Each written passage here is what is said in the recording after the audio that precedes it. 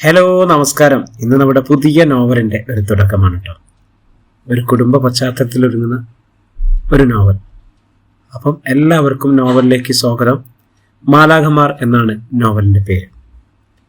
കണ്ണാടിക്ക് മുന്നിൽ നിന്ന് ജിബിയ മുഖത്ത് പൗഡർ ഇടുന്നതും പുരികം വരയ്ക്കുന്നതും കണ്ട് ബിൻസി ആശ്ചര്യപ്പെട്ടു. നിന്നെ ഈ നേരത്ത് എങ്ങോട്ട് പോകുവാടി കൊച്ചേ? മമ്മി, ഞാൻ പവിത്രയുടെ വീട് വരെ പോയിട്ട് വരാം. ചുരിദാർക്ക് തയ്ക്കാൻ കൊടുത്തിട്ടുണ്ടായിരുന്നു. പവിത്രയുടെ അമ്മ വിളിച്ചു പറഞ്ഞു തയ്ച്ചു വെച്ചിട്ടുണ്ടെന്ന്. നിനക്ക് കുറച്ച് നേരത്തെ പോയിക്കൂടായിരുന്നോ? ഇപ്പം മണി 4 കഴിഞ്ഞല്ലോ. പഞ്ചായത്ത് പടി വരെ പോയാൽ പോരെ? ഞാൻ പെട്ടെന്നിങ്ങ് വരുന്നേ. ജിബിയ പോകാൻ ഇറങ്ങിക്കഴിഞ്ഞു. ചുരിദാർ തയ്ച്ചെങ്കിൽ അതിൻ്റെ പൈസ കൊടുക്കണ്ടടി. ഓ, അത് പിന്നെ എപ്പോഴെങ്കിലും കൊടുത്താൽ പോരെ? ഇതിനിപ്പോൾ മെനക്കെട്ട് പോകേണ്ട വല്ല കാര്യമുണ്ടോ? നിനക്ക് നാളെ പള്ളിയിലോട്ട് പോകുമ്പോൾ ആ വഴി മേടിച്ചാൽ പോരായോ? ഈ മമ്മിക്ക് എന്നതാ? ഞാൻ പോയിട്ടിങ്ങ് വരത്തില്ലേ? ഷെടാ, ഞാൻ എവിടെയോട്ടോ പുറപ്പെട്ടു പോകണ മാതിരിയാണല്ലോ ചോദ്യം പറച്ചിലും. ജിബിയ മുറ്റത്തേക്കിറങ്ങി പുഴക്കടവിലോട്ട് നീങ്ങി. മെയ് മാസ പകുതിയും കഴിഞ്ഞതോടെ മീനച്ചിലാർ ഒഴുകുന്നത് നിലച്ചിരുന്നു. കയങ്ങളിൽ കറുത്തു കിടക്കുന്ന നിശ്ചല ജലപ്പരപ്പുകൾ അങ്ങിങ്ങ് കാണാം. റബ്ബർ മരത്തിന്റെ ഇലകളും കായ്ക്കളും വീണു കിടക്കുന്ന നടപ്പാതയിലൂടെ ധൃതിപ്പെട്ട് നടക്കുമ്പോൾ ജോർജ് കുട്ടി എതിരെ വന്നു. നീ എവിടെ പോകുവാടി? പപ്പ, എവിടെ പോയിട്ട് വരിക? ഞാനും പോളച്ചനും കൂടെ ഇന്ന് രാത്രി വെളുക്കും മീൻ പിടിച്ചു എന്നൊരു ആലോചന. അപ്പം അതിനു വേണ്ടി പോയിരുന്നു. രാത്രി കമ്പനി കൂടെ ഓരോരോ കാരണങ്ങൾ. ഞാൻ പോയിട്ട് വരാമേ. നീ എവിടെയാണ് പോകുന്നതെന്ന് പറഞ്ഞില്ലല്ലോ. മമ്മിയോട് ചോദിച്ചാൽ മതി. ജിവിയ കയ്യാലയിലെ കുത്തുകല്ലുകൾ ഇറങ്ങി പുഴക്കടവിലെത്തി. അവിടെ പെണ്ണുങ്ങളുടെ തുണിയനക്കൽ നടക്കുന്നുണ്ട്. ജിബിയ മീനച്ചിലാറിന്റെ നടക്കരയിൽ നടക്കുമ്പോൾ ആ വീടിന്റെ ടെറസിൽ റോബിൻസ് നോക്കി നിൽക്കുന്നത് കാണാമായിരുന്നു. അവൻ കൈയുയർത്തി കാണിച്ചു. ജിബിയ പുഴയിലേക്ക് നീണ്ടുകിടക്കുന്ന മിനുസമുള്ള പാറയിൽ തെന്നി വീഴാതിരിക്കാൻ ശ്രദ്ധിച്ചു നടന്നു. നീരൊഴുക്ക് മുറിഞ്ഞു പോയതിനാൽ എളുപ്പത്തിൽ ഇറങ്ങി കടന്നു കയറാം. വേനൽക്കാലത്ത് മാത്രമേ ഈ സൗകര്യമുള്ളൂ. വർഷകാലത്ത് മീനച്ചിലാർ കരകവിഞ്ഞൊഴുകും. കിഴക്കൻ മലനിരകളിൽ ഉരുൾപൊട്ടിയാൽ മീനച്ചിലാർ പിന്നെ ആദിയും അന്തവുമില്ലാതെ ആർത്തലറിപ്പായുന്ന രാക്ഷസിയാണ്. ജിബിയ മറുകര എത്തി നെല്ലിക്കുന്നൽ വീട്ടിലേക്ക് നടന്നു. അവിടെ മുറ്റത്തെ കമ്പിയഴലിൽ റബ്ബർ ഷീറ്റ് വിരിച്ചിടുകയാണ് ഷൈനിയും ഷാലിമയും. നിന്റെ +2 റിസൾട്ടൊക്കെ വന്നെന്ന് കേട്ടല്ലോ. ജയിച്ചോ? ഷൈനി തിരക്കി. ജയിച്ചോന്നോ? എല്ലാത്തിനും A+ ആയിരിക്കും, ഷാലിമ പറഞ്ഞു. എല്ലാത്തിനും ഇല്ല, കുറച്ച് A+ഉം ബാക്കി Aയും Bയും, ജിബിയ ചിരിച്ചുകൊണ്ട് പറഞ്ഞു. റോബിൻസ് ടെറസിൽ നിന്നും ഇറങ്ങി വന്നു. അമ്മയും അനുജത്തിയും കാണാതെ കള്ളക്കണ്ണിട്ട് അവളെ അടിമുടിയൊന്ന് നോക്കിയിട്ട് സൂപ്പർ എന്നൊരു മുദ്ര കാട്ടി. ഞാൻ ആ അജിതാമ്മയുടെ അടുത്ത് തയ്ക്കാൻ കൊടുത്ത ചുരിദാർ വാങ്ങാൻ ഇറങ്ങിയതാ. ആരോടൊന്നില്ലാതെ ജിബിയ പറഞ്ഞു. എന്നാ പോയിട്ട് വാങ്ങോച്ചേ. ഷൈനി അടുത്ത റബ്ബർ ഷീറ്റ് എടുത്ത് കമ്പിയഴയിൽ വിരിച്ചിട്ടു. റോബിൻസും ജിബിയയും കണ്ണിൽ കണ്ണിൽ നോക്കി നിന്നു. അവന്റെ കണ്ണുകളിൽ അവളോടുള്ള പ്രേമം നീന്തി തുടിച്ചുകൊണ്ടിരിക്കുന്നു. ഷാലിമയോടായി അവൾ പറഞ്ഞു, പോയിട്ട് വരാം. ഷാലിമ അർത്ഥഗർഭമായി മൂളി. അവളോട് പുഞ്ചിരിച്ച് റോബിൻസിന് നേർക്ക് കണ്ണുകൾ കൊണ്ട് ആംഗ്യം കാട്ടിയ ജിബിയ നടന്നു. റോബിൻസും ഷാലിമയും അവൾ പോകുന്നത് നോക്കി നിന്നു. റബ്ബർ ഷീറ്റ് വിരിച്ചിട്ട ശേഷം ഡിഷുമായി ഷൈനി വീടിന്റെ പിന്നാമ്പുറത്തേക്ക് പോയി. ഷാലിമ റോബിൻസിന്റെ നേർക്ക് ഒരു കള്ളച്ചിരിയോടെ ചോദിച്ചു, വല്ലത് നടക്കുമോ റോബിച്ചായ? എന്തു നടക്കുമെന്ന്? കല്യാണം. എന്താ സംശയം? സംശയിക്കേണ്ട കാര്യമൊന്നുമില്ല, എന്നാലും ഒരു സംശയം. എന്താടേ? കാര്യത്തോടടുക്കുമ്പോൾ എന്തേലും തടസ്സം വന്നാലോന്നും. ഞങ്ങൾ തമ്മിലുള്ള ഇഷ്ടം ആർക്കറിയാത്തത്? പുന്നേക്കാട്ട് വീട്ടിലെ എല്ലാവരോടും നമുക്കുള്ള ഇഷ്ടമല്ലേ അവിടെ ഉള്ളവർക്ക് നമ്മളോടും? അങ്ങനെ എല്ലാവരും കരുതിയിട്ടുള്ളെങ്കിലോ? ആരെല്ലാവരും? അറ്റ്ലീസ്റ്റ് ഇവിടെ ഉള്ളവര്. പോടി അവിടുന്ന്. ഷാലിമയോട് പരിഭ്രമിച്ച് റോബിൻസ് സിറ്റൗട്ടിലേക്ക് നേർക്ക് നടന്നു. ഷാലിമ കുസൃതി പുഞ്ചിരിയോടെ അവന്റെ പോക്ക് നോക്കി നിന്നു. അതോടൊപ്പം അവൾക്ക് തൊല്ലൊരു ആശങ്കയും തോന്നി. പ്രേമം എന്തെന്ന് തിരിച്ചറിയാതെ പ്രായം മുതൽ നിഗൂഢമായൊരു ആനന്ദത്തോടെയും തൊല്ല് അസൂയയോടെയും അവൾ കാണുന്നതാണ് റോബിച്ചായനും ജിബിയും തമ്മിലുള്ള അടുപ്പം. പ്രത്യക്ഷത്തിൽ തന്നോടെന്ന പോലെയാണ് റോബിച്ചായൻ ജിബിയോട് സംസാരിക്കുന്നതും പെരുമാറുന്നതും. വഴക്കു പറയും, ചെവിക്ക് പിടിക്കും, കളിയാക്കും, ദേഷ്യം പിടിപ്പിക്കും, ഉഗ്രമായി ശ്വാസിക്കും. പക്ഷെ ചിലപ്പോഴത്തെ കാതരമായ നോട്ടങ്ങൾ, അർത്ഥങ്ങളേറെയുള്ള പുഞ്ചിരി കൈമാറ്റങ്ങൾ, പരസ്പരമുള്ള കരുതലും ശ്രദ്ധയും. അവർ തമ്മിലുള്ള കല്യാണം നടക്കാതിരിക്കാൻ പ്രത്യേകിച്ച് കാരണമൊന്നും കാണുന്നില്ല. അപ്പനപ്പൂപ്പന്മാരുടെ കാലം മുതൽക്കേ നെല്ലിൽ കുന്നേൽക്കാരും പുന്നേക്കാട്ടുകാരും തമ്മിൽ സ്നേഹത്തിലും സഹോദര്യത്തിലുമാണ് കഴിഞ്ഞു പോകുന്നത്. നെല്ലിക്കുന്നേൽ പോളച്ചൻ മടത്തിപ്പറമ്പുകാരുടെ റബ്ബർ ടാപ്പിംഗ് തൊഴിലാളിയായിരുന്നു. പുന്നേക്കാട്ട് ജോർജ് കുട്ടി ഇഞ്ചിയാനിക്കൽക്കാരുടെ റബ്ബർ വെട്ടുകാരനും. മീനച്ചിലാറിന്റെ അക്കരയും ഇക്കരയുമാണ് താമസം. ഇക്കരെ നിന്നാൽ പുന്നേക്കാട്ടുകാരുടെ ഓടിട്ട വീട് കാണാം. അകലെ നിന്ന് നോക്കിയാൽ നെല്ലിക്കുന്നേൽക്കാരുടെ ഇരുനില വീടും കാണാം. മഴക്കാലത്ത് കിഴക്കൻ മലകളിൽ ഉരുൾപൊട്ടുമ്പോൾ നെല്ലിക്കുന്നേൽക്കാരുടെ വീട്ടിൽ വെള്ളം കയറുമായിരുന്നു. പിൽക്കാലത്ത് വെള്ളം കയറാത്ത തൊടിയിലേക്ക് പുതിയ വീട് വെച്ച് പണിതതോടെ വെള്ളപ്പൊക്ക ഭീഷണി ഇല്ലാതായി. ദുരിതകാലത്ത് പോളച്ചനും ജോർജും കുട്ടിയും വട്ടക്കാനത്ത് റബ്ബർ സ്ലോട്ടർ ടാപ്പിംഗ് നടത്തിയിട്ടുണ്ട്. രണ്ടു വീട്ടുകാരും തമ്മിൽ ഉറ്റബന്ധം. ഇക്കരെ വീട്ടിൽ കള്ളപ്പവും ഇറച്ചിക്കറിയും വെച്ചാൽ അതിന്റെ പങ്ക് അക്കരെ വീട്ടിലെത്തിയിരിക്കും. അക്കരെ വീട്ടിൽ വിൻസി വളർത്തുന്ന നാടൻ കോഴികളെ കറിവെച്ചതും പിടിയും ഉണ്ടാക്കുമ്പോൾ അതിന്റെ പങ്ക് ഇക്കരെ വീട്ടിലെത്തും. പെസഹ വ്യാഴാഴ്ചയും രണ്ടു വീട്ടിലും ഉണ്ടാക്കുന്ന ഇണ്ടേറിയപ്പവും വട്ടയപ്പവും രണ്ടു കൂട്ടരും അങ്ങോട്ടും ഇങ്ങോട്ടും കൈമാറും. ഇതിനെല്ലാം പുറമെ വല്ലപ്പോഴും ഓരോ പൈൻറ്റും മദ്യം വാങ്ങി പോളച്ചനും ജോർജ് കുട്ടിയും കൂടി മീനച്ചിലാറിന്റെ സ്വന്തം പാറപ്പുറത്ത് പോയിരുന്ന് പുഴമീൻ പൊരിച്ചതും കുട്ടിയടിക്കും. ഇവർ തമ്മിലല്ലാതെ രണ്ടുപേർക്കും വേറെ മദ്യപാന സൗഹൃദങ്ങളില്ല. അതിപ്പോഴും അങ്ങനെ തന്നെയാണ്. പോളച്ചന്റെ മൂത്ത മകൻ വിൽസൺ ഒന്നാം തരം പഠിത്തക്കാരനായിരുന്നു. ഡോക്ടറാവുക എന്നത് അവന്റെ ഒരു ജീവിതാഭിലാഷമായിരുന്നു. അവനങ്ങനെ MBBS പൂർത്തിയാക്കിയെന്ന് പോളച്ചന് പോലും നല്ല നിശ്ചയമില്ല. തന്റെ സാമർഥ്യം ഒന്നുകൊണ്ട് മാത്രം അവന് പഠിക്കാനുള്ള പണം കണ്ടെത്തി. ആദ്യകാലങ്ങളിൽ വിൽസൺ പത്രവിതരണത്തിന് പോകുമായിരുന്നു. പോളച്ചനോടൊപ്പം സ്ലോട്ടർ ടാപ്പിങ്ങിനും പോയി. സഹായം അത്യാവശ്യമുള്ളപ്പോൾ ഷൈനിയുടെ ആങ്ങളമാരെ സമീപിച്ച് കൊഞ്ചി പൈസ വാങ്ങി. വിൽസൺ അങ്ങനെ ഡോക്ടറായി. MDയും പഠിച്ച് കാർഡിയോളജി സ്പെഷ്യലിസ്റ്റായി. US ചിക്കാഗോയിൽ ജോലിയുമായി. അതോടെ പോളച്ചന്റെ കാലം തെളിഞ്ഞു. താമസിച്ചിരുന്ന 30 സെന്റിനോട് ചേർന്നുള്ള 1.5 ഏക്കർ പുരയിടങ്ങ് വാങ്ങി. ഇരുനിലയിലുള്ള ഒരു വീടങ്ങ് വെച്ചു. വിൽസന്റെ വിവാഹം ആഘോഷമായി നടത്തി. ഇളയവൾ ഷെൽവിയെ നല്ല നിലയിൽ കെട്ടിച്ചയച്ചു. റോബിൻസിനെ BTechഉം MTechഉം വരെ പഠിപ്പിച്ചു. നെല്ലിക്കുന്നേൽ പോളച്ചന്റെ ജീവിത നിലവാരം ഉയർന്നു പോയി. അപ്പോഴും അക്കരെ ഇക്കരെ വീട്ടുകാർ തമ്മിലുള്ള സ്നേഹബന്ധം യാതൊരു ഊനവും തട്ടാതെ അങ്ങനെ തുടർന്നുകൊണ്ടേയിരുന്നു. പുന്നേക്കാട്ട് ജോർജ് കുട്ടി പോളച്ചന്റെ മാതിരി ഒരു മേൽഗതി ഉണ്ടായിരുന്നില്ല. അതേപോലെ ജോർജ് കുട്ടി പറയും, പോളച്ചൻ ഭാഗ്യമുള്ളവനാ, നമുക്ക് രണ്ടുപേർക്കും മൂത്തത് ആൺമക്കൾ. പോളച്ചന്റെ വിൽസൺ പഠിച്ച് ഡോക്ടറായി കുടുംബം രക്ഷിച്ചെടുത്തു. എൻ്റെ ജോബിൻ +2 പഠനം നിർത്തി തോറ്റും പോയി. പിക്കപ്പ് ഓടിച്ച് അലമ്പും കൂട്ടുകെട്ടിലും പെട്ട് ഒരിടത്ത് എത്താതെയും പോയി. എല്ലാം ദൈവാനുഗ്രഹമാണ് ജോർജ് കുട്ടി, ഒന്നും എൻ്റെ മടുക്കല്ല. അതുകൊണ്ടല്ലേ എനിക്ക് അഹങ്കാരമില്ലാത്ത. എനിക്കെത്ര പണമുണ്ടായാലും നീ എനിക്ക് ആ പഴയ ജോർജ് കുട്ടി തന്നെയാടാ. അതേ ജോർജ് കുട്ടി, സ്നേഹം അതിനൊരു മാറ്റവും വരത്തില്ല, നമ്മുടെ മരണം വരെ. പാറക്കെട്ടിലെ പറന്ന പാറപ്പുറത്തിരുന്ന് ഗ്ലാസ്സിൽ മദ്യമൊഴിച്ച് കഴിക്കുന്നതിനിടയിൽ പറയുന്ന വർത്തമാനങ്ങളാണ് ഇതൊക്കെ. ജോർജ് കുട്ടിയുടെ ഉള്ളിലെ മനസ്താപം ബാക്കി കിടപ്പുണ്ട്. തനിക്ക് പോളച്ചനെ പോലൊരു പുരോഗതി ഉണ്ടായില്ലല്ലോ. തൻ്റെ മക്കൾക്ക് ഒരിടത്തും എത്താൻ കഴിഞ്ഞില്ലല്ലോ. ജിബിയ പവിത്രയുടെ വീട്ടിലെത്തുമ്പോൾ മണി 5 പഞ്ചായത്ത് പടിയിൽ നിന്നും ഞണ്ടുകാലിന് പോകുന്ന റോഡിലൂടെ 1/2 കിലോമീറ്റർ നടത്താനാണ് പവിത്രയുടെ വീടെത്തുക. ജിബിയ ചെല്ലുമ്പോൾ പവിത്ര അലക്കി ഉണക്കാനിട്ട തുണികൾ മുറ്റത്താഴയിൽ നിന്നും മടക്കിയെടുക്കുകയായിരുന്നു. ജിബിയയെ കണ്ടതും അവൾ അതെല്ലാം ബക്കറ്റിലേക്കിട്ട് ഓടി വന്നു. എൻ്റെ അടി, നിന്റെ കാര്യം ഞാനിപ്പോൾ ഓർത്തതേ ഉള്ളൂ, നിനക്ക് 100 ആയുസ്സ എന്ന് പറഞ്ഞ് കെട്ടിപ്പിടിച്ചു. LP സ്കൂൾ മുതൽ രണ്ടുപേരും സഹപാഠികളാണ്. നീ എന്നെ ഇവിടെ ഇരുന്ന് ഓർത്തതാണോ വലിയ കാര്യം? ഞാൻ നിന്നെ കാണാൻ നടന്നു വലഞ്ഞു വന്നതാണോടി.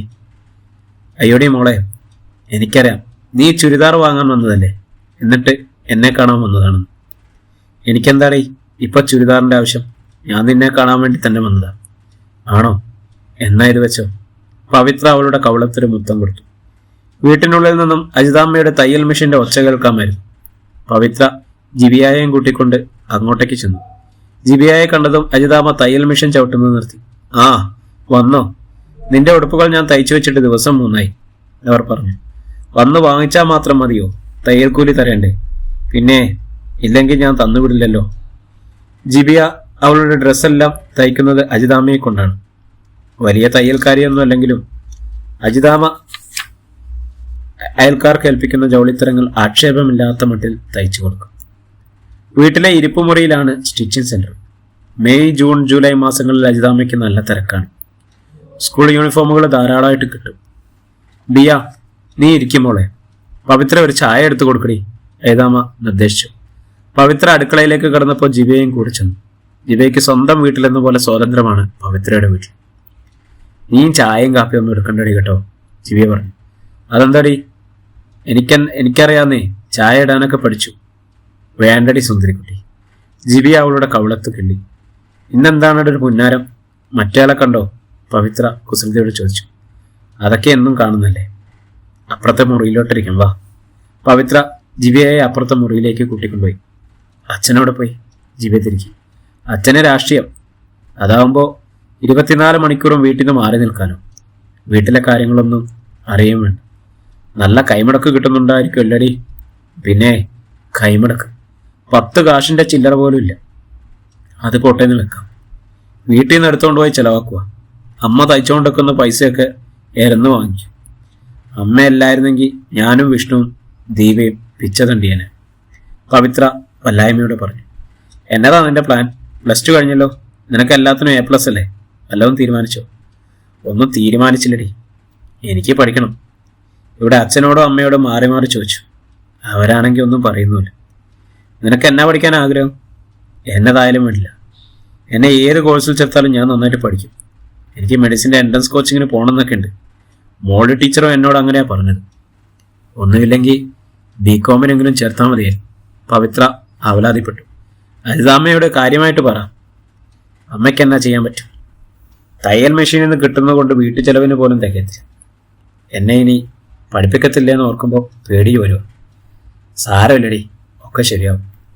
നിനക്കൊന്നും പേടിക്കാനില്ലല്ലോ, എല്ലാം ശരിയായിരിക്കുമല്ലേ. മമ്മി ഈയിടെ പുതിയൊരു ഐഡിയയും കൊണ്ട് വന്നേക്കുക. എന്നോട് നേഴ്സിംഗ് പഠിക്കാം. എനിക്കാണെങ്കിൽ അതൊട്ടും ഇഷ്ടമല്ല. അതന്നെ എന്തുവാടി?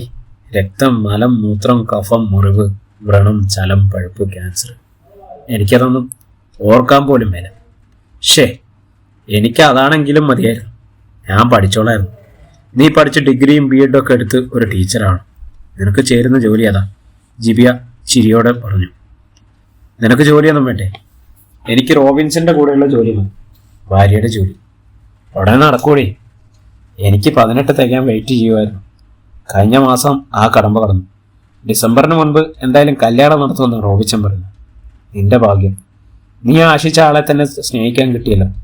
ആ ആളെ തന്നെ കല്യാണം കഴിക്കാനും പറ്റുമെന്ന് വെച്ചാൽ എല്ലാവർക്കും അങ്ങനെയൊന്നും കിട്ടത്തില്ലത്. അത് ശരിയാ, എൻ്റെ ഭാഗ്യം തന്നെ. പുള്ളിക്കാരനും ജോലിയൊന്നും ആയില്ലല്ലോ. റോബിച്ചൻ്റെ ചേട്ടൻ അമേരിക്കയിലല്ലേ, അവിടെ ജോലി വാങ്ങിച്ചു കൊടുക്കും. ചുരുക്കി പറഞ്ഞാൽ നിന്നെ ഇതിനെ കണി കാണാൻ പോലും കിട്ടത്തില്ല അല്ലേ? കല്യാണം കഴിയുമ്പോൾ പുള്ളിക്കാരൻ അമേരിക്കയ്ക്ക് കൊണ്ടുപോകില്ലേ? ഓ, അതൊന്നും ആലോചിച്ചിട്ട് പോലും ഇല്ല. നീ വീട്ടുകാരോട് വിഷയം അവതരിപ്പിച്ചു? എൻ്റെ വീട്ടിലെല്ലാവർക്കും അറിയാം, റോബിച്ചിൻ്റെ വീട്ടിലും പലർക്കും അറിയാം. ആരും ഇതുവരെ ഒരെതിരും പറഞ്ഞിട്ടില്ല. ആ, എല്ലാം നന്നായി നടക്കട്ടെ. നീ ഇത്ര ചെറുപ്പത്തിൽ തന്നെ കല്യാണം കഴിച്ച് പോകുന്നതിലേ ഉള്ളൂ വിഷമം. ഐസാമ്മ തിരക്കി വന്നപ്പോൾ പെൺകുട്ടികൾ രണ്ടുപേരും വർത്തമാനം പറഞ്ഞിരിക്കുന്നതാണ്. മോളെ നിന്നോട് ചായ എടുക്കാൻ പറഞ്ഞിട്ട്. ഇവക്ക് വേണ്ടാന്ന് പറഞ്ഞമ്മേ. ഞാൻ വിചാരിച്ചു എനിക്ക് കൂടെ ചായ കിട്ടുമല്ലോ. അമ്മയ്ക്ക് വേണോ? എടുത്തുതരാം. എനിക്ക് മാത്രമായിട്ട് വേണ്ട. വിഷ്ണുവും ദീപങ്ങളും എന്തി അമ്മേ? ജിബിയെ തിരക്കി. എൻ്റെ അമ്മ വന്നപ്പോൾ അവരുടെ കൂടെ ഞണ്ടുകല്ലിലെ വീട്ടിലേക്ക് പോയി, ഐസാമ്മ പറഞ്ഞു. ജിബിയ ചുരിദാർ വാങ്ങി തിരിച്ച് പാറക്കടവിലെത്തുമ്പോഴേക്കും അസ്തമയം കഴിഞ്ഞു. നെല്ലിക്കുന്നയെ വീട്ടിൽ കയറി റോബിൻസിനെ ഒന്നുകൂടി കാണണമെന്ന് അവൾക്ക് ആഗ്രഹമുണ്ടായിരുന്നു. പക്ഷെ ഇനി അവിടെ കയറിയാൽ നേരമിരട്ടു. ജിബിയ ആറ്റിൻകരയിലെത്തി. റോബിൻസ് കയത്തിന് മേലെയുള്ള പറന്ന പാരപ്പൂട്ടത്തിന് മുകളിലേക്ക് കൂട്ടുകാരമൊത്ത് നിൽക്കുന്നത് അവൾ കണ്ടു. ജിബിയ മണൽത്തട്ട് മുറിച്ചു കടന്ന് വെള്ളാരം കല്ലുകളും ഉരുളൻ കല്ലുകളും കിടക്കുന്നതിന് മീതെ കൂടി ആറിന്റെ മധ്യഭാഗത്തെത്തി. അപ്പോഴേക്കും റോബിൻസ് എഴുന്നേറ്റ് അവളുടെ അടുത്തേക്ക് ചെന്നു. എന്താണ് ഇത്രയും വൈകിയത്? നീ വരാൻ വേണ്ടി ഞാൻ വീട്ടിൽ കുറച്ച് മുൻപ് വരെ നോക്കി. പവിത്രയുടെ അടുത്ത് സംസാരിച്ചിരുന്ന സമയം പോയി. എന്താ എത്ര പറയാൻ? നമ്മുടെ കല്യാണം കാര്യം. നീ അത് എല്ലായിടത്തും കൊട്ടിഘോഷിച്ചുകൊണ്ട് നടക്കണം. എപ്പോഴായാലും എല്ലാവരും അറിയേണ്ടതല്ലേ. ഞാനിതുവരെ വീട്ടിൽ പോലും അവതരിപ്പിച്ചില്ല. പറയണ്ടേ ചോദിച്ചായ? എവിടെയെങ്കിലും ജോലിക്ക് കയറിയിട്ട് പറയാമെന്ന് വിചാരിച്ചു. ഇത്രയും വെയിറ്റ് ചെയ്തു. ചേട്ടൻ സ്റ്റേറ്റ്സിലോട്ട് പോകാമെന്ന് പറഞ്ഞപ്പോൾ ഇതുവരെ ഒന്നും നടന്നില്ല. എവിടെ എങ്ങാനും ജോലിക്ക് കയറിയാൽ മതിയായിരുന്നു. എന്നാലും വീട്ടിൽ പറയണ്ടേ? ഈ ആഴ്ച തന്നെ പറയാം. ആരെങ്കിലും എതിർക്കുമെന്ന് നിനക്ക് സംശയമുണ്ടോ? അങ്ങനെയൊന്നുമില്ല. എന്നാ പറഞ്ഞാലും ഒരു എന്നാലും ഇല്ല. എടി, എൻ്റെ പപ്പയും നിന്റെ പപ്പയും ഒരു കുഴിയിൽ ചാകാനിരിക്കുന്നവരാ. പിന്നെ എന്നെ തടസ്സം? ഒന്നുമില്ല. എന്നാലും കണ്ടോ, പിന്നെ എന്നാലും റോബിൻസ് പറഞ്ഞത് കേട്ട് ജിവ ചിരിച്ചു. എടോ റോബിൻസേ, മതിയടോ, സന്ധ്യയായി, അതിനെ വിട്ടേക്ക്. അതിന് ഇരുട്ടുന്നതിന് മുന്നേ വീട്ടിൽ കയറണ്ടായോ? ഒരുത്തൻ പാറപ്പുറത്തൊന്ന് വിളിച്ചു പറഞ്ഞു. ഷോ, വല്ലവരും കേൾക്കത്തില്ലേ? ജിബിയ സമീപത്തുള്ള കടവുകളിലേക്ക് നോക്കി. എന്നെ കളിയാക്കുന്നതാ, നീ പൊയ്ക്കോ. വീട്ടിൽ പറയണേ മറ്റേ കാര്യം. ആ പറയാം, നീ നാളെ പറയോ? എടാ, നിനക്ക് വേണ്ടി ഞാൻ 4 വർഷം വെയിറ്റ് ചെയ്തു. നിനക്ക് 4 ദിവസം പോലും വെയിറ്റ് ചെയ്യാൻ വയ്യേ? അവിടെ എല്ലാവർക്കും സമ്മതമല്ലെങ്കിൽ പിന്നെ അത് പേടിച്ചിട്ടാ. എൻ്റെ പൊന്നെ, എൻ്റെ അപ്പനും നിന്റെ അപ്പനും കൂടെ ഇന്ന് രാത്രി വെളുക്കും വരെ മീൻ പിടിക്കാൻ പോകുന്നുണ്ട്. അതൊക്കെ ശരിയാ, എന്നാലും റോബിൻസിന്റെ മുഖം കണ്ട് അവൾ പെട്ടെന്ന് ഷേ പോട്ടെ എന്ന് പറഞ്ഞ് വേഗം നടന്നു. പുറകിൽ നിന്ന് റോബിൻസ് പിറുവിറുക്കുന്നത് അവൾ കേട്ടു. അവളുടെ ഒരു എന്നാലും. വീട്ടിൽ ചെന്നയുടനെ ജിബിയുടെ കയ്യിൽ നിന്നും ചുരിദാർ വാങ്ങി ബിൻസി അതിന്റെ ഭംഗി നോക്കി. ജിബിയുടെ ഇളയവൾ ജോസ്ന അത് വാങ്ങി ദേഹത്ത് ചേർത്ത് വെച്ച് കണ്ണാടിക്ക് മുന്നിൽ പോയി നിന്നു. കൊള്ളാം, അവൾ പറഞ്ഞു. പവിത്രയെ കണ്ടില്ലേ മോളെ? ബിൻസി ചോദിച്ചു. അവളെ കാണാനല്ലേ പോയത്? കണ്ടില്ലെന്നാ ചോദിച്ചത്. കണ്ടെന്നേ. അവളിനി എന്നാ ചെയ്യാൻ പോകുന്നത്? അവൾക്ക് പഠിക്കാൻ പോകണമെന്ന് ഒരേ വാശി. ദിവ്യ അനിച്ചയുടെ കയ്യിൽ നിന്ന് ചുരിദാർ വാങ്ങി അലമാരയിൽ വെച്ചു. പിന്നല്ലാണ്ട് അങ്ങനെ ഇന്നത്തെ കാലത്ത് പെൺപിള്ളേര് പഠിക്കണം, എങ്ങനെയും രക്ഷപ്പെടണം, സ്വന്തം കാലയിൽ നിൽക്കണം, കുടുംബത്തെ രക്ഷപ്പെടുത്തണം എന്നൊക്കെയാ. ഞാനാണേ കുടുംബം രക്ഷപ്പെടുത്തണ്ട. പപ്പയുണ്ടല്ലോ, മൂത്ത മകനുണ്ടല്ലോ. അവൻ പെണ്ണും കെട്ടി വേറെ പോയില്ലേ? അത് ശരി, അതിനൊന്നും ഒരു കുഴപ്പമില്ലേ? ഞാൻ കല്യാണം കഴിക്കുന്നത് കുഴപ്പം? ജിബിയെ പരിഹരിച്ചു. അതിനുള്ള പ്രായമൊന്നും നിനക്കായില്ല. 24-ാമത്തെ വയസ്സിലായിരുന്നു എൻ്റെ കല്യാണം. വല്യമ്മച്ചിയുടെ 13-ാമത്തെ വയസ്സിലാണ്. അപ്പൊ തീർന്നില്ലേ? എല്ലാവർക്കും അവനവന്റെ കാര്യം മാത്രം നോക്കിയാൽ മതിയല്ലോ. കുടുംബസ്നേഹം ഇല്ല, അത്ര തന്നെ. പിറുപിറുത്തുകൊണ്ട് ബിൻസി അടുക്കളയിലേക്ക് പോയി. റോബിൻസി ഏട്ടനും ചേച്ചീനെ ഉടനെ കെട്ടാൻ പോകണമെന്ന് ജോസ്ന ചോദിച്ചു. പോടി അവിടുന്ന്. ജിബിയ ദേഷ്യപ്പെട്ട് അവളുടെ മുന്നിൽ നിന്ന് പോയി. പിറ്റേന്ന് വൈകുന്നേരം നെല്ലിക്കുന്നേൽ പോളച്ചൻ ജോർജ് കുട്ടിയെ മൊബൈലിലേക്ക് വിളിച്ചു പറഞ്ഞു. വൈകുന്നേരം നമുക്കൊന്ന് ഇരിക്കാം പാറക്കടവില്. എന്നാ വിശേഷം? ഓ, അങ്ങനെ വിശേഷിച്ചൊന്നുമില്ല, 1-2 കാര്യങ്ങൾ പറയാമെന്ന് വിചാരിച്ചു. ആ, ഞാൻ വന്നേക്കാം. ഇരുട്ടിയിട്ട് മതി, കുളിക്കാരൊക്കെ ഒഴിഞ്ഞു പോട്ടെ. ഇരുട്ട് വീണ നേരത്ത് ജോർജ് കുട്ടി ടോർച്ചുമായി ഇറങ്ങുന്നത് കണ്ട് ബിൻസി തിരക്കി. ജോർജ് കുട്ടിച്ചായൻ അങ്ങോട്ടാ ഈ രാത്രിയിൽ? പാറക്കടവ് വരെ. കമ്പനി കൂടുതൽ ഇത്തിരി കൂടുന്നുണ്ട് കേട്ടോ. പോളച്ചനും മേലും കീഴും നോക്കാനില്ല. അമേരിക്കയിൽ നിന്ന് പൈസ വന്നുകൊണ്ടിരിക്കും. ഇവിടെ 2 പെൺകുട്ടികളാണ് നിൽക്കുന്നത്, ഒരിടത്തൊത്താതെ. നീ അതൊന്നും ഓർത്ത് വിഷമിക്കണ്ടേ. ജോർജ് കുട്ടി ടോർച്ച് തെളിച്ച് പാറക്കടവിലേക്ക് നടന്നു. പോളച്ചൻ പാറപ്പുറത്ത് കുറച്ച് നേരത്തെ തന്നെ എത്തിച്ചേർന്നിട്ടുണ്ടായിരുന്നു. പതിപോലെ ഗ്ലാസും കുപ്പിയും ടച്ചിങ്സും എല്ലാം ഒരു പ്ലാസ്റ്റിക് ബക്കറ്റിൽ കരുതിയിട്ടുണ്ട്. പതിപോലെ ഒരെണ്ണം ഒഴിച്ച് കഴിച്ച് നാട്ടുവർത്തമാനം പറഞ്ഞ് 2ാമത്തെ ഒഴിച്ച് പാതി കഴിച്ച് വീട്ടുവിശേഷങ്ങളിലേക്ക് കടന്നു. ജോർജ് കുട്ടിയെ ഞാൻ എൻ്റെ റോബിച്ചനെ അമേരിക്കയ്ക്ക് കയറ്റി വിടാനിരിക്കുക. അതിനിടയ്ക്ക് അവരിന്ന് എന്നോടൊരു കാര്യം പറഞ്ഞു. വേറൊന്നുമല്ല, അവൻ ഉടനെ കല്യാണം കഴിക്കണമെന്ന്. അതും നിന്റെ മകളെ. അവർ തമ്മിൽ വലിയ ഇഷ്ടത്തിലായിരുന്നു. ജനിച്ചപ്പോൾ മുതലേ കാണുന്നല്ലേ. നിങ്ങൾക്കെല്ലാം വിവരം അറിയായിരുന്നല്ലേ? ബിയാമോള് പറഞ്ഞിട്ടുണ്ട് റോബിൻസിനെ അവളെ ഇഷ്ടമാണെന്നൊക്കെ. ഞാനതിലൊന്നും കൂട്ടു നിന്നിട്ടില്ല, എതിര് പറഞ്ഞിട്ടില്ല. ഇപ്പോഴത്തെ കാലമല്ലേ, പിള്ളേരുടെ അല്ലേ ഇഷ്ടം. എന്നാൽ ഞാനൊരു കാര്യം പറയാം ജോർജുട്ടി. നമ്മൾ തമ്മിലുള്ള സ്നേഹം എന്ന് പറഞ്ഞ് 10-45 കൊല്ലമായിട്ടുള്ളതാണ്. അതിനൊരു കുറവും ഇന്നേ വരെ വന്നിട്ടില്ല. ഇനി അങ്ങനെ തന്നെ മുന്നോട്ട് പോകണമെന്നാണ് എൻ്റെ ഒരു ആഗ്രഹം. അതിനിപ്പം കുഴപ്പം എന്തെങ്കിലും ഉണ്ടോ? ആ ജോർജ് കുട്ടിക്ക് അറിയാലോ, ഞാനിപ്പോൾ ജോർജ് കുട്ടിയുടെ ലെവലിലുള്ള ഒരാളല്ല. നമ്മൾ ജീവിക്കുന്ന ചുറ്റുപാടുകൾ വെച്ച് ഞാൻ പറയുന്നു. എന്ന് വെച്ച് എനിക്കതിൻ്റെ പത്രാസോ അഹങ്കാരമോ ഒന്നുമില്ല. ഞാൻ കാണിക്കുകയില്ല. എന്നോട് ഇതുവരെ കാണിച്ചിട്ടില്ല. ജോർജ് കുട്ടി സമ്മതിച്ചു. അതാ പറഞ്ഞു. നമ്മൾ തമ്മിലെ ബന്ധം നമ്മൾ തമ്മിൽ മാത്രം മതി. നമ്മുടെ പിള്ളേരുടെ ജീവിതമായിട്ട് കൂട്ടിക്കെട്ടണ്ട. മദ്യപിച്ചുകൊണ്ടിരുന്ന അവസ്ഥയിലും ജോർജ് കുട്ടിക്ക് ഒരു വേദനയും അപമാനമൊക്കെ തോന്നി. അയാൾ പതിയെ കുടിച്ച ഗ്ലാസ് പാറപ്പുറത്ത് വെച്ചു. നാട്ടുവട്ടത്തിൽ 2 പേർക്കും പരസ്പരം നിഴലുകളെ പോലെ കാണാൻ കഴിയുന്നുണ്ടായിരുന്നു. അങ്ങനെ കൂട്ടിക്കൊട്ടാൻ നോക്കിയ നമ്മൾ തമ്മിലുള്ള ബന്ധം അതോടെ തീരും. ഏതാ വേണ്ടതെന്ന് ജോർജ് കുട്ടി തീരുമാനിച്ചു. പോളച്ചൻ തന്റെ ഒഴിഞ്ഞ ഗ്ലാസുകളിലേക്ക് മദ്യം പറഞ്ഞു. ബക്കറ്റിൽ വെച്ചിരുന്ന കുപ്പിയിൽ നിന്നും തണുത്ത വെള്ളമൊഴിച്ച് നേർപ്പിച്ചു. അധ്യായം 2. ബിൻസി കട്ടൻ കാപ്പിയുമായി വാതിക്കൽ വന്നു നോക്കുമ്പോൾ ജോർജ് കുട്ടി താടിക്ക് കൈയൂന്നി എന്തോ നഷ്ടപ്പെട്ടതുപോലെ തിണ്ണയിലെ ബെഞ്ചിലിരിക്കുകയാണ്. ജിബിയ മുറ്റത്തിന്റെ കയ്യാലക്കെട്ടിൽ നിന്നുകൊണ്ട് പല്ല് തേക്കുന്നു. ജോർജ് കുട്ടി ഈ ലോകത്തൊന്നുമല്ലെന്ന് ബിൻസിക്ക് തോന്നി. ഇതെവിടെയാ? എന്നാ ഇരിപ്പായത്? ബിൻസി തിണ്ണയിലേക്ക് ഗ്ലാസ് കപ്പി കൊടുത്തു. ജോർജ് കുട്ടി ഉദാസീനായി ഭാര്യയൊന്ന് നോക്കിയിട്ട് കൈനീട്ടി കട്ടൻ കാപ്പി വാങ്ങി. ഒരു കവിള് കുടിച്ചു. പഞ്ചാര തീർന്നോ? അയാൾ ഞെട്ടി വിളിച്ചു. പ്രായമായിക്കൊണ്ട് വരുമല്ലേ, ഇത്രയൊക്കെ മതിയെന്നേ. ഷുഗറില്ലാത്ത മനുഷ്യരില്ലേ, നമ്മളയച്ച് വിരിച്ചു വരുത്തണ്ട. വരാനുള്ളതാണെങ്കിൽ പരിപാടി നമ്മൾ തടഞ്ഞാലൊന്നും നിൽക്കത്തില്ല. ഇന്ന് ജോബൻ ഇങ്ങോട്ട് വരുന്നുണ്ടെന്ന് പറഞ്ഞായിരുന്നു. ചക്ക വേവിച്ചതും നാടൻ പന്നിയിറച്ചിയും കറി വെച്ചതും കൊണ്ടുവരാമെന്ന് പറഞ്ഞു. എന്നാ പേടിക്കണമല്ലോ. എന്തെങ്കിലും കാര്യം കാണാൻ വേണ്ടി അവൻ്റെ ഭാര്യ പറഞ്ഞേക്കുന്നതാ. ഓ, അങ്ങനൊന്നും അല്ലതേ. എപ്പോഴും ജോറൂട്ടിച്ചായൻ അവൻ്റെ കാര്യത്തിലിങ്ങനെ അവൻ മനസ്സിൽ പോലും കാണാത്ത കാര്യമായിരിക്കും. എടീ, ജോബിന് എൻ്റെ മകനല്ലേ, ഞാനല്ലേ വളർത്തിയത്, എനിക്കറിയരുതോ? കാപ്പി കുടിക്കും, തണുത്തു പോകും പറഞ്ഞിട്ട് ബിൻസി വീടിനുള്ളിലേക്ക് തിരിഞ്ഞു നടന്നു. ബിയ, നിന്റെ പല്ല് തേപ്പ് ഇതുവരെ തീർന്നില്ലേ? നേരം കുറേ ആയല്ലോ, ജോർജ് കുട്ടി ശാസിച്ചു. അവളുടെ നോട്ടം നെല്ലിക്കുന്നേൽ വീട്ടിലെ ടെറസിലേക്കാണെന്ന് ജോർജ് കുട്ടിക്കറിയാം. ഇവിടുത്തെ മുറ്റത്തിന്റെ വിളമ്പിൽ നിന്നാൽ മീനച്ചിലാറിന്റെ അക്കര നെല്ലിക്കുന്നേൽ വീട് കാണാം. റോബിൻസ് ഈ സമയം ആ വീടിന്റെ ടെറസിലിറങ്ങി ചില വ്യായാമങ്ങളൊക്കെ ചെയ്യും. ഇന്ന് റോബിൻസിനെ കാണാനില്ല. ഇടയ്ക്കിടയ്ക്ക് തന്റെ മകൾ പല്ലു തേക്കാൻ കൂടി മറന്ന് ആകാംക്ഷയോടെ നോക്കുന്നത് കണ്ട് ദേഷ്യം വന്നിട്ടാണ് ജോർജ് കുട്ടി പറഞ്ഞത്.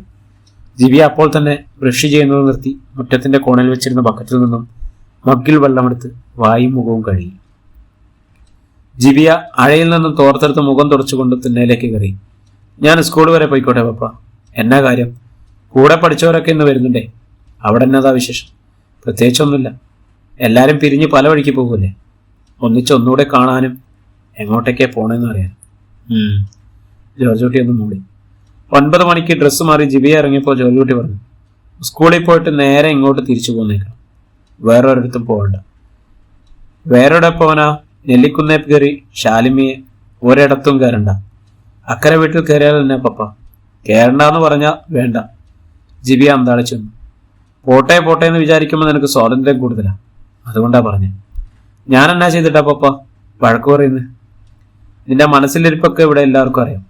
അതൊന്നും നടക്കാൻ പോണില്ല. ജിബിയ സ്തംഭിച്ചു നിന്നു. ബിൻസി രംഗത്തേക്ക് വന്നു. എന്നതാ അപ്പനും മകളും പോലെ ഒരൊച്ചയിലൊരു വർത്താനം? എന്നോട് അക്കരെ വീട്ടിൽ കയറിപ്പോകരുതെന്ന് പറയുവായി പപ്പ. ജിബിയുടെ കണ്ണു നിറഞ്ഞു. എന്നാ ചോറൂട്ടിച്ചായ? ആ വീട്ടിലോട്ട് വലതുകാലിൽ വെച്ച് കയറി ചെന്നിട്ട് സുഖമായി ജീവിക്കാമെന്നല്ലേ ഇവളുടെ വിചാരം? ജോർജ് കുട്ടി ചോദിച്ചു. അതെ, അതിനിപ്പോ എന്നാ? അവനിവിടെ കെട്ടണമെന്ന് പറഞ്ഞ് നടക്കുമല്ലേ? പറഞ്ഞാൽ മതിയോ? കെട്ടണ്ടേ? സമയമാകുമ്പോൾ അവൻ കെട്ടിക്കോളും. ഇവക്ക് 18 തികഞ്ഞല്ലേ ഉള്ളൂ. ആ ചെറുക്കൻ ഇവിടെ കെട്ടത്തൊന്നുമില്ല. അതിന് വെച്ച വെള്ളം ചൂടാകുന്നതിന് മുമ്പേ വാങ്ങിച്ചോളാൻ പോളച്ചൻ എന്നോട് പറഞ്ഞിട്ടുണ്ട്. ജിബിയുടെ നെഞ്ചിൽ ഇടുത്തി വീണതുപോലെ. പോളച്ചനല്ലല്ലോ, റോബൻസ് അല്ലേ ഇവിടെ കെട്ടാൻ പോണേ. നീ എൻ്റെ വായിന്നൊന്നും കേൾക്കല്ല ബിൻസി. ജോർജ് കുട്ടിക്ക് ദേഷ്യം വന്നു. എന്നാ പറ്റിയെന്ന് പറ. കൊച്ചു വിഷമിച്ച് നിൽക്കുന്ന കണ്ടില്ലേ? അവളുടെ തലയിലോട്ട് തീകോരി ഇട്ടേച്ച് എങ്ങും കെടാത്ത മാതിരി ഓരോ വർത്തമാനം. ബിൻസി ശാസിച്ചു. പോളച്ചൻ എന്നോട് പറഞ്ഞു നടക്കത്തില്ലെന്ന്. അയാളും നമ്മളുമായിട്ടുള്ള ബന്ധം ഇല്ലാതാക്കരുതെന്ന്. പോരെ? ജോർജ് കുട്ടി ഇറങ്ങി ഒറ്റ നടപ്പ്. കയ്യാലയിലെ കുത്തുകല്ലിൽ ഇറങ്ങി റബ്ബർ പുരയിടത്തിലേക്ക്. ജിബിയ ഏങ്ങലടിച്ചുകൊണ്ട് മുറിയിലേക്ക് കയറിപ്പോയി. കാര്യം അറിയാണ്ട് വെറുതെ മോങ്ങല്ല പെണ്ണെ. ബിൻസി ദേഷ്യപ്പെട്ടു. എന്നിട്ട് തന്നെത്താൻ പിറുവിറുത്തുകൊണ്ട് അടുക്കളയിലേക്ക് പോയി. കുറെ കഴിഞ്ഞ് ബിൻസി എന്ന് നോക്കുമ്പോൾ ജിബിയ കട്ടിലിൽ സ്വന്തം മടിയിൽ കുനിഞ്ഞു കിടന്ന് അടക്കിപ്പിടിച്ച് കരച്ചില്ലാണ്. നീ ഇവിടെ ഇരുന്ന് കരഞ്ഞിട്ട് എന്നാ കാര്യം? റോബിൻസിനെ വിളിച്ചു വയ്ക്കി. അവനല്ലേ നിന്നെ കെട്ടണമെന്ന് പറഞ്ഞുകൊണ്ട് ഇത്ര നാളും പുറകെ നടന്നത്. ജിബിയ മുഖമുയർത്തുക പോലും ചെയ്തില്ല. നിനക്ക് ഫോൺ വിളിച്ച് ചോദിച്ചൂടെ? ഇപ്പൊ തന്നെ വിവരം അറിയാലോ. ജിബിയ പെട്ടെന്ന് തലപൊക്കി. എനിക്കിപ്പോ വിവരം അറിയണ്ട. എന്നാ അവിടെ ഇരുന്ന് കരി. എനിക്ക് പണ്ടേ തോന്നിയതാ ഇതിങ്ങനെ വരത്തുള്ളൂ. ഷൈനി ആന്റിയൊക്കെ സമ്മതിച്ചതായിരുന്നല്ലോ. മമ്മിയും ഷൈനി ആന്റിയും കൂടെ പറഞ്ഞിട്ടില്ലേ റോബിൻസിനും ബിയാമോളും നല്ല ചേർച്ചയായിരിക്കുന്നു. ജിബിയുടെ തൊണ്ട ഇടറി. അതൊക്കെ 4-5 കൊല്ലം മുൻപ്. അത് കഴിഞ്ഞല്ലേ വിൽസൺ ഡോക്ടറായി അമേരിക്കയ്ക്ക് പോയതും കാശ് വാരിക്കൂട്ടിയതും. അതോടെ എല്ലാവരും എല്ലാം മറന്നു. മറക്കേണ്ട കാര്യങ്ങൾ മറക്കേണ്ട സമയത്ത് മറക്കണം. വിൽസൺ റോബിനെ അമേരിക്കയ്ക്ക് കൊണ്ടുപോകുന്ന ഷൈനി എപ്പോഴും പറയും. അവിടെ ചെന്ന അവനും വിൽസനെ പോലെ ഡോളറുകൾ വാരിക്കൂട്ടും. പിന്നെ നിന്നെപ്പോലെ ഒരു പാവം പിടിച്ച പെണ്ണിനെ അവനെന്തിനാ? ജിബിയ നടുക്കത്തോടെ മിഞ്ചി നോക്കി. ഇല്ല എന്ന് ക്ഷണിക്കും പോലെ അവൾ തലയാട്ടിക്കൊണ്ടിരുന്നു. ഇനി അവനെ കാണുമ്പോൾ നേരിട്ട് തന്നെ ചോദിക്കും. രണ്ടിലൊന്ന് തീരുമാനിക്കാൻ പറ. അത് പറഞ്ഞ് ബിൻസി അടുക്കളയിലേക്ക് മടങ്ങി. 9 മണി കഴിഞ്ഞപ്പോൾ ജോബിനും ഭാര്യ ഷെർലിയും കൂടി വന്നു. ചക്ക വേവിച്ചതും ഇറച്ചിക്കറിയും അവർ കൊണ്ടുവന്നിട്ടുണ്ട്. മീനച്ചിലാറ്റിൽ മുങ്ങിക്കുളിച്ച് തിരിച്ചെത്തിയ ജോർജ് കുട്ടിയോട് ജോബിൻ ചോദിച്ചു, പപ്പായ്ക്കൊന്ന് വെട്ടില്ലായിരുന്നോ? ഒരു മഴ പോലും പെയ്യാതെ എങ്ങനെയാ വെട്ടു തുടങ്ങുന്നത്? പപ്പായ്ക്ക് നാടൻ പന്നിയുടെ ഇറച്ചി വലിയ ഇഷ്ടമല്ലേ. ഞങ്ങളുടെ അയലക്കത്തെ ഒരെണ്ണം നിൽപ്പുണ്ടായിരുന്നു. അവരിന്നലെ അതിനെ തട്ടി. ഞാൻ അതിൽ നിന്ന് 2 കിലോ മേടിച്ച് ഷേർലിയെ കൊണ്ട് കറി വെപ്പിച്ചു. ആ, വിൻസി പറഞ്ഞായിരുന്നു. ബിയാ മുളന്ന കരച്ചിലും പല്ലുകടിയുമായിട്ടിരിക്കുന്നത്. നീ അവളോട് ചോദിച്ചില്ലേ? ചോദിച്ചിട്ട് മിന്നട്ടെ. അല്പം കഴിഞ്ഞ് വിൻസി ചക്ക വേവിച്ചതും ഇറച്ചിക്കറിയും വിളമ്പി. ജിബിയെ ഒഴികെ മറ്റെല്ലാവരും ഒന്നിച്ചിരുന്ന് കഴിച്ചു. ജിബിയെ എത്ര വിളിച്ചിട്ടും അവൾ ചെന്നില്ല. അവൾക്ക് വേണ്ട. കാപ്പി കുടി കഴിഞ്ഞ് ജോർജ് കുട്ടി പഞ്ചായത്ത് പടിയിലേക്ക് പോകാൻ ഒരുങ്ങുമ്പോൾ ജോബിന് ഒരു ആവശ്യം ഉന്നയിച്ചു. പപ്പ, എനിക്കൊരു സഹായം ചെയ്യണം. എൻ്റെ പിക്കപ്പ് മാറ്റിയിട്ട് ഒരു 407 വാങ്ങിച്ചാലെന്ന് ആലോചിക്കുക. അതെന്തിനാ? ഇപ്പോൾ എവിടെ നോക്കിയാലും പിക്കപ്പാ. ഓട്ടം കുറവാണെന്നേ. 407 ന്യായമായ ഓട്ടം കിട്ടും. ജോബിൻ പറഞ്ഞു. എൻ്റെ കയ്യിൽ പൈസ ഒന്നുമില്ല. ഇവിടുത്തെ ആധാരം ഒന്ന് തരൂ. ബാങ്കിലൊന്ന് കാണിക്കാൻ വേണ്ടി. അവർ ലോണ് തരും. കിടപ്പാടം പണയം വെക്കാനാണോ? അല്ലെന്ന്. ആധാരം കാണിച്ചാൽ മതി. പിന്നെ കരമടിച്ചതിൻ്റെ രസീതും കൂടി ഉണ്ടെങ്കിൽ ബാങ്കുകാർ ലോൺ തരും. എത്ര രൂപ? ജോർജ് കുട്ടി നെറ്റി വിളിച്ചു. 3 ലക്ഷം രൂപ മതി. ബാക്കിയോ? അത് വണ്ടിയുടെ ബുക്ക് വെച്ച് CC എടുക്കാം. അപ്പോൾ CC അടക്കണം. ബാങ്കിലെ ലോൺ അടക്കണം. വേണ്ടേ? വണ്ടി കയ്യിലോട്ട് കിട്ടിക്കഴിഞ്ഞാൽ അതൊക്കെ അറിഞ്ഞു പൊക്കോളുന്നേ. വണ്ടിക്ക് നല്ല ഓട്ടം കിട്ടുമല്ലേ. എടാ, ഇതൊക്കെ നിന്റെ മനസ്സിലെ കണക്ക് കൂട്ടില്ല. പപ്പ ഒരു പൈസയുടെ ലോൺ അടക്കണ്ട. പപ്പായ്ക്ക് ഒരു നഷ്ടവും വരത്തില്ല. എടാ ജോബിനെ, നീ പന്നിയിറച്ചി കൊണ്ടുവരുന്നെന്ന് കേട്ടപ്പോഴേ ഞാനിത് മനസ്സിൽ കണ്ടതാ. എനിക്ക് നീ മാത്രമല്ല മകൻ. നിനക്ക് താഴെ 2 പെൺകുട്ടികൾ ഒരിടത്തും എത്താതെ നിൽപ്പുണ്ട്. അതിനെന്താ? ബിയായുടെ കല്യാണം കഴിച്ച ഉടനെ നടക്കുമല്ലേ. നെല്ലിക്കുന്നതിൻ്റെ റോബിൻസ് വെച്ച് എല്ലാം ഉറപ്പിച്ചു വെച്ചിരിക്കല്ലേ. പിന്നെ ജോസ്ന, അവള് പഠിക്കുന്നല്ലേ ഉള്ളൂ. ബിയായുടെ കല്യാണം ഉറപ്പിച്ചെന്ന് ആര് പറഞ്ഞു? ജോർജ് കുട്ടി ചോദിച്ചു. അല്ല, പണ്ട് മുതലേ പറഞ്ഞു വെച്ചേക്കുന്നല്ലേ. എടാ, അക്കരെ പറമ്പിലെ പുല്ല് കണ്ടുകൊണ്ട് ഇക്കരെ വീട്ടിൽ പശുവിനെ വളർത്തിയിട്ട് ഒരു കാര്യമില്ല. അതെന്താ? പുല്ല് ചെത്തിക്കോളാൻ പറഞ്ഞിട്ടുള്ളതല്ലേ? റോബിൻ ചോദിച്ചു. എടാ, പറമ്പിലെ ഉടമസ്ഥനെ എപ്പോ വേണമെങ്കിലും പറയാം ഇനി പുല്ല് ചെത്തണ്ടാന്ന്. പറമ്പിന് വേലി കെട്ടാം. വേറെ ആർക്കെങ്കിലും പാട്ടത്തിന് കൊടുക്കാം. ആറ്റിൽ വെള്ളം പൊങ്ങിയ അക്കരെ ഇക്കരെ കടക്കാനും പറ്റിയെന്ന് വരില്ല. അതൊക്കെ ഒരു വശത്ത് കിടക്കട്ടെ. ഞാനീ ചോദിച്ച കാര്യം എങ്ങനെയാ? ആധാരം ബാങ്കിലൊന്ന് കാണിച്ചാൽ മതി. വേറൊന്നും വേണ്ട. ജോബിനെ, നിനക്ക് ഞാൻ ആധാരം പോയിട്ട് അതിന്റെ കരടച്ച രസീത് പോലും തരത്തില്ല. പെണ്ണ് കെട്ടി നിന്റെ വീതവും വഴക്കിട്ട് മേടിച്ച് വേറെ പോയവനല്ലേ നീ. കൊള്ളാവുന്നതിനായിരുന്നെങ്കിൽ ഈ വീട്ടിൽ താമസിച്ച അപ്പനെയും അമ്മയും അനിയത്തിമാരെയും നോക്കത്തില്ലായിരുന്നോ നീ? ചെയ്തില്ലല്ലോ. ഈ വീടും 1/2 ഏക്കർ റബ്ബറും എനിക്കും മിൻസിക്കും 2 പെങ്ങന്മാർക്കും വീതമാണ്. അതിൽ നിന്ന് കൈയിട്ട് വരാൻ ഞാൻ സമ്മതിക്കില്ല. ആര് കൈയിട്ട് വരുന്നു? ആധാരം ഒന്ന് കാണിച്ചാൽ മതി. എടാ റോബിനെ, അത് നടക്കത്തില്ല. ഞാനത് വേറൊരു ആവശ്യത്തിന് കോപ്പറേറ്റീവ് ബാങ്കിൽ കൊണ്ടുപോയി ഈട് വെച്ചിരിക്കുക. അതെന്താ ആവശ്യത്തിന്? അതൊക്കെ നീ എന്തിനറിയുന്നത്? നിനക്ക് തരാനുള്ളതൊക്കെ തന്നല്ലേ. ജോബിന് നിരാശയും ദേഷ്യമായി.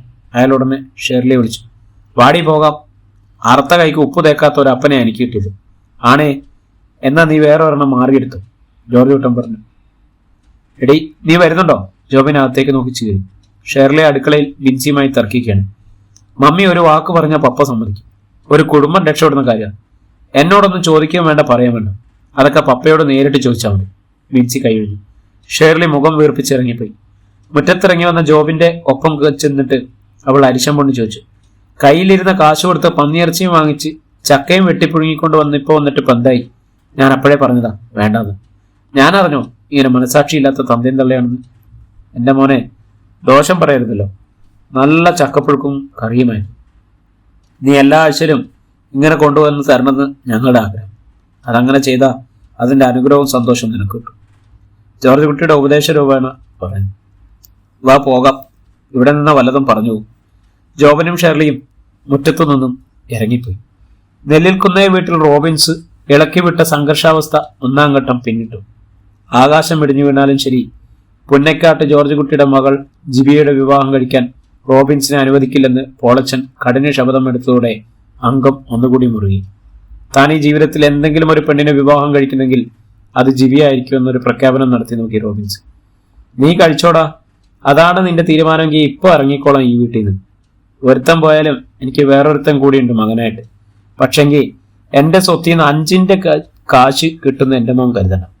എവിടെയെങ്കിലും പോയി തെണ്ടിപ്പെറുക്കി പട്ടി ജീവിക്കുന്ന പോലെ ജീവിച്ചോളാം.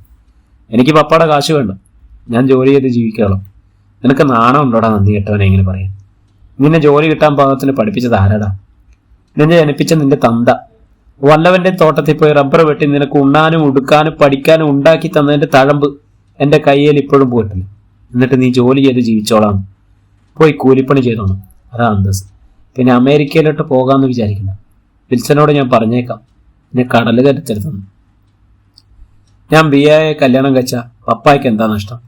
എടാ, ജോറൂട്ടിയുടെ കയ്യിൽ 100 രൂപ തികച്ചെടുക്കാനില്ല. ആ വിവരം അറിയാവോ നിനക്ക്? അയാൾ എന്നാ ശ്രീധരൻ തരും നിനക്ക്? 10 പവന്റെ സ്വർണ്ണമെങ്കിൽ അയാൾ ആ പെങ്കൊച്ചിന്റെ കഴുത്തിലിട്ട് കൊടുക്കുവോ? അവളെ നീയായിട്ട് ഇങ്ങോട്ട് കെട്ടിക്കൊണ്ടുവന്നാ ജോറൂട്ടിക്ക് എന്തെങ്കിലും നഷ്ടം ഉണ്ടാണ്ടോ? ഇല്ല. അവൾക്ക് ഇവിടെ വന്നിട്ട് സുഖമായിട്ട് ജീവിക്കാം, അത്ര തന്നെ.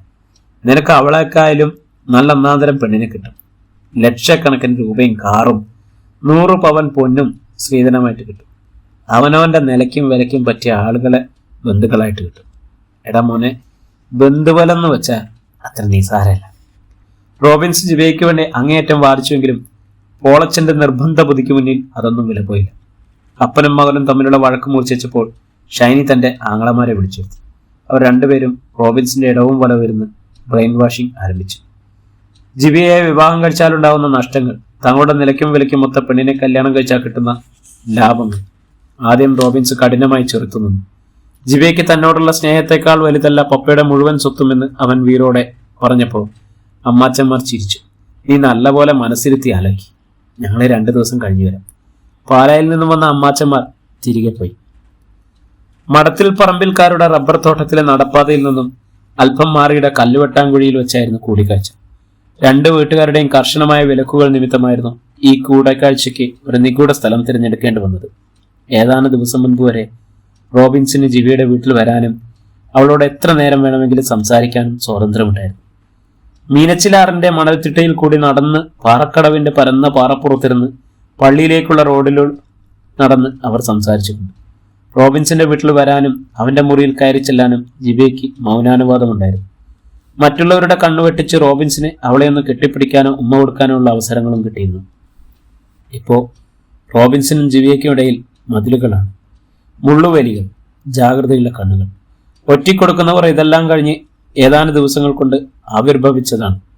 ഉറങ്ങിക്കിടന്ന സർപ്പം പെടുന്നനെ ഫണം വിടർത്തി എഴുന്നേറ്റ മാതിരി. കല്ലുവെട്ടാങ്കുഴി മടത്തിപ്പറമ്പുകാർക്ക് വീട് കെട്ടാൻ വേണ്ടി പാറ പൊട്ടിച്ചിട്ടുണ്ടാക്കിയാണ്. വർഷകാലത്ത് വെള്ളം നിറഞ്ഞു കിടക്കും, വേനലിൽ അത് പറ്റി പാറക്കുഴി തെളിയും. സമീപ പ്രദേശങ്ങളിൽ ആരുമില്ലെന്ന് ഉറപ്പിച്ച ശേഷം റോബിൻസ് ജിബിയെ കെട്ടിപ്പിടിച്ചു. അവളുടെ സിരസിലും നെറ്റിയിലും ചുംബിച്ചു. പപ്പ ഭയങ്കര എതിർപ്പാ, പക്ഷേ ഞാൻ ഒരു ഇഞ്ചി വിട്ടുകൊടുക്കില്ല. ഞാൻ അവരോട് ആണയിട്ട് പറഞ്ഞു, എൻ്റെ ജീവിതത്തിൽ ഒരു പെണ്ണുണ്ടെങ്കിൽ അത് നീ മാത്രമായിരിക്കുന്നു. മമ്മി പാലായെന്ന് 2 അങ്കിൾമാരെ വിളിച്ചിരുത്തി എന്നെ ബ്രെയിൻ വാഷ് ചെയ്യും. റോബിച്ചായ, ഞാൻ ഒറ്റ ദിവസം പോലും ഉറങ്ങിയിട്ടില്ല. കരഞ്ഞ് ഞാൻ തളർന്നു. സങ്കടവും പേടിയും കാരണം എനിക്ക് എപ്പോഴും ഭയങ്കര തലവേദന. എന്നാ ഗുളിക കഴിച്ചാലും ഒരു രക്ഷയില്ല. നീ എന്തിനാ സങ്കടപ്പെടുന്നത്? ഞാനില്ലേ, നീ ഇല്ലാതെ എനിക്കൊരു ജീവിതം വേണ്ട. ഞാൻ എല്ലാവരോടും കൂടി വെട്ടിത്തുറന്ന് പറഞ്ഞു. റോബിച്ചായനെ അവരെല്ലാവരും കൂടി അമേരിക്കയ്ക്ക് കടത്തു. നമ്മുടെ മാരേജ് കഴിയാതെ ഞാൻ എങ്ങോട്ടും പോകുന്ന പ്രശ്നമില്ല. എനിക്കിപ്പോഴാണ് ജീവൻ തിരിച്ചിട്ടത്. എന്തൊരു പ്രാണവേദന അനുഭവിച്ചുകൊണ്ടിരുന്നത്. ഹൃദയവേദന എന്ന് പറയുന്ന സംഗതി വെറുതെ അല്ലെന്ന് മനസ്സിലായി. ഒരു കത്തിയെടുത്ത് ചങ്കിലോട്ട് പകുതി കുത്തി ഇറക്കി വെച്ചിരിക്കുന്ന പോലെ അങ്ങനെ വേദനിക്കും, ചോര വരും. സാരമില്ലെന്നേ, സാരമില്ല. അവനവളെ ഗാഠമായി ഒന്ന് ആശ്ലേഷിച്ചു. ഇപ്പം മാറിയില്ല എല്ലാം. ആരെന്തൊക്കെ പറഞ്ഞാലും ഞാനില്ല മോളെ നിനക്ക്. I love you so much. അവൻ വീണ്ടും അവളുടെ നെറ്റിയിലും കവിളിലും ചുംബിച്ചു. ആ നിമിഷങ്ങളിൽ അവൾ അവന് എത്രത്തോളം സ്വാതന്ത്ര്യം വേണമെങ്കിലും നൽകാൻ തയ്യാറായി മനസ്സലിഞ്ഞു നിൽക്കുകയായിരുന്നു. കുറച്ച കാൽവെപ്പിലൂടെ ജിബിയെ വീട്ടിലേക്ക് തിരിച്ചു പോയത്. പപ്പ റബ്ബർ ഷീറ്റ് വിൽക്കുവാൻ കടയിലേക്കും മമ്മി അലക്കാൻ പാറക്കടവിലേക്കും പോയ തക്കം നോക്കി ജിബിയെയും റോബിൻസും പരസ്പരം വിളിച്ചു പറഞ്ഞു ഉറപ്പിച്ച് കൂടിക്കാഴ്ചയായിരുന്നു. അതിനുശേഷം ജിബയ്ക്കുണ്ടായിരുന്ന മാറ്റം ബിൻസി ശ്രദ്ധിക്കാതിരുന്നില്ല. കരച്ചിലും നെടുവീർപ്പുമില്ല, ചിന്താപരവും മ്ലാനതയുമില്ല, നൈരാശ്യവും കാണാനില്ല. ഒരു ദിവസം ബിൻസി ചോദിച്ചു, നീ റോബിൻസിനെ കണ്ടായിരുന്നല്ലേ? ആ കണ്ടു.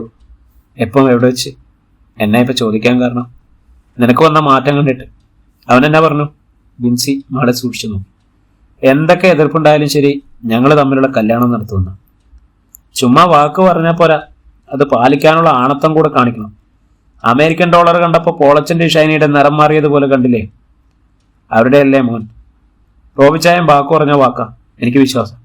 എന്നാലും ഒന്ന് കരുതിയിരുന്നു. അവർക്ക് നഷ്ടപ്പെടാൻ ഒന്നുമില്ല, അതെപ്പോഴും ഓർമ്മയാണ്.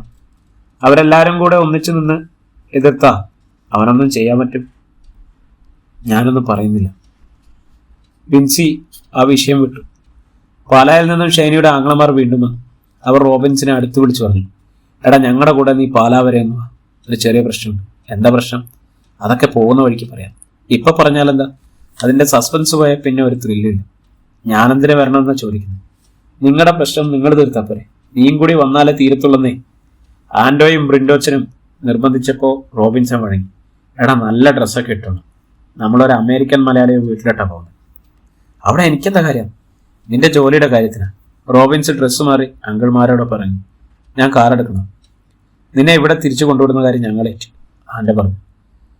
പ്രവിത്താനത്തുള്ള ഒരു വലിയ ഇരുനില കെട്ടിടത്തിന്റെ മുന്നിൽ കാർ നിന്നു. ബ്രിൻഡോച്ചൻ ഇറങ്ങിച്ചെന്ന് ഗേറ്റ് തുറന്നു. ആൻഡോ ഡ്രൈവ് ചെയ്ത് വലിയ വീട്ടുവളപ്പിലേക്ക് കടന്നു. കാർ പോർച്ചിൽ 2 കാറുകൾ കിടപ്പുണ്ടായിരുന്നു. ആൻഡോ മുറ്റത്ത് വണ്ടി നിർത്തി. ഇറങ്ങി വാ. ആൻഡോ ഇറങ്ങിയിട്ട് റോബിൻസിനെ വിളിച്ചിറക്കി. ആ വീട്ടിലെ ഗൃഹനാഥനും ഭാര്യയും രണ്ടുപേരും ഇറങ്ങി വന്നു. ഹൃദ്യമായ ചിരിയോടെ അവരെ സ്വീകരിച്ച് അകത്തേക്ക് ആനയിച്ചു. അതിഥികളെ വലിയൊരു ഹാളിൽ കൊണ്ടുപോയി കമനീയമായി സജ്ജീകരിച്ചിരിക്കുന്ന സോഫകളിൽ ഇരുത്തി. റോബിൻസിനെ പരിചയപ്പെടുന്ന കുശലം ചോദിക്കലും ഭാവി പരിപാടികളെക്കുറിച്ച് അന്വേഷണവും ഒക്കെ എല്ലാം കഴിഞ്ഞ ശേഷം സംസാരിക്കാൻ വിഷയമല്ലൊന്നും ഇല്ലാതെ ഇരിക്കുമ്പോൾ ഒരു യുവതി ട്രേയിൽ ഫ്രഷ് ലൈം നിറച്ച ഗ്ലാസുകളുമായി വന്നു. റോബിൻസ് കണ്ണെടുക്കാതെ 4-5 തന്നെ അവളെ തന്നെ നോക്കിയിരുന്നു പോയി. അവൾ അടുത്ത് വന്നപ്പോൾ അവൻ വീണ്ടും നോക്കി. എന്തൊരു സൗന്ദര്യം, എന്തൊരു സൗരഭ്യം! അവൾ എല്ലാവർക്കും ഫ്രഷ് ലൈം ജ്യൂസ് വിളമ്പി. അതിനുശേഷം റോബിൻസ് ഇരുന്ന സോഫയിലിരുന്നു. പേര് ചോദിച്ചു.